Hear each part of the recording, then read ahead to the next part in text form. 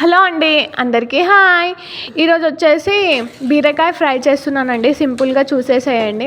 అందుకోసం ఫస్ట్ బీరకాయని కట్ చేశాను. కట్ చేసి చేదుగా ఉందా లేదా అనేసి ఫస్ట్ టేస్ట్ చూశాను. ఇంకా చేదు లేదు అని తెలుసుకొని ఇంకా మొత్తం బీరకాయ మొత్తాన్ని కట్ చేస్తున్నాను. ఇలా చూసారు కదా, నేను ఎలా కట్ చేస్తున్నాను. మొత్తం అలా కట్ చేసుకొని పక్కన పెట్టేసుకొని ఆనియన్స్ కూడా కట్ చేసి పక్కన పెట్టేసుకున్నాను. బౌల్ పెట్టుకొని కర్రీకి సరిపడినంత ఆయిల్ వేసేసి ఆనియన్స్ వేసానండి. ఆనియన్స్ వేసిన వెంబడే ఇంకా కర్రీకి సరిపడినంత సాల్ట్ వేసి మొత్తాన్ని మిక్స్ చేస్తున్నాను. ఇంకా ఆనియన్స్ కూడా మగ్గిపోయాయి. అందులోనికి బీరకాయ మొత్తాన్ని యాడ్ చేశాను. ఇంకా కర్రీకి సరిపడినంత పసుపు వేసాను. మొత్తాన్ని కలుపుతున్నాను. ఇవి కూడా ఒక 5 మినిట్స్ అలా ఫ్రై అయిపోయాయి.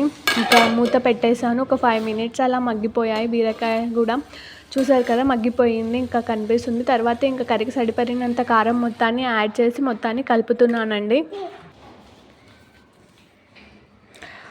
కారం వేసుకొని మొత్తాన్ని కలిపేస్తున్నానండి. ఇంకా ఆల్మోస్ట్ కర్రీ మొత్తం రెడీ అయిపోయినట్టే. ఇంకా కర్రీకి సరిపడినంత ధనియా పౌడర్ వేసేసుకొని ఇంకా కర్రీ అయితే అయిపోయింది. ఇందులోనికి లాస్ట్గా కరివేపాకు మొత్తాన్ని యాడ్ చేస్తున్నాను. ఇంకా ఆల్మోస్ట్ కర్రీ మొత్తం సరిపోయింది. ఇంకా సాల్ట్ సరిపోయిందా లేదా అని టేస్ట్ చేసుకోవడమే. కర్రీ అయితే సూపర్ వచ్చింది. ట్రై చేయండి ఫ్రెండ్స్. ఇదే నా బీరకాయ ఫ్రై, సింపుల్ బీరకాయ ఫ్రై.